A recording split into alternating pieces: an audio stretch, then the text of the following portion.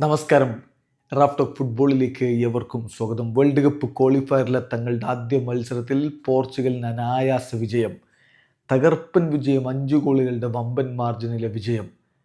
അൽ നസറിന് വേണ്ടി കളിക്കുന്ന 2 സൂപ്പർ താരങ്ങൾ ക്രിസ്ത്യാനോ റൊണാൾഡോയും ജാവോ ഫെലിക്സും രണ്ടുപേരും പ്രൈസ് നേടി.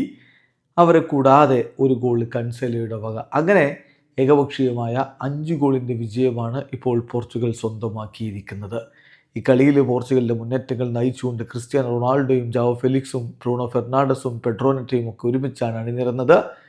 ആദ്യ പകുതിയുടെ തുടക്കം മുതൽ തന്നെ പോർച്ചുഗലിൻ്റെ ആധിപത്യം വളരെ വ്യക്തമായിരുന്നു. കളിയുടെ 10ാമത്തെ മിനിറ്റിൽ ജാവോ ഫെലിക്സിലൂടെ മുന്നിലെത്തി. തുടർന്ന് 21ാമത്തെ മിനിറ്റിൽ ക്രിസ്ത്യാനോ റൊണാൾഡോയുടെ ഗോൾ പിറക്കുന്നു. 32ാമത്തെ മിനിറ്റിൽ ജാവോ കൻസെലോയും ഗോളടിച്ചപ്പോൾ ആദ്യ പകുതി അവസാനിക്കുമ്പോൾ ഏകപക്ഷീയമായ 3 ഗോളിൻ്റെ ലീഡുമായിട്ടാണ് പോർച്ചുഗൽ കളിക്കളം വിട്ടത്. 2ാം പകുതിയുടെ തുടക്കത്തിൽ തന്നെ ക്രിസ്ത്യാനോ റൊണാൾഡോ മികച്ചൊരു ഫിനിഷിങ്ങിലൂടെ ലീഡ് വർദ്ധിപ്പിച്ചു. 46ാമത്തെ മിനിറ്റിൽ 4-0 മുന്നിൽ. പിന്നീട് മത്സരം പുരോഗമിക്കവേ ക്രിസ്ത്യാനോയെ കോച്ച് പിൻവലിക്കുന്ന കാഴ്ച കണ്ടു.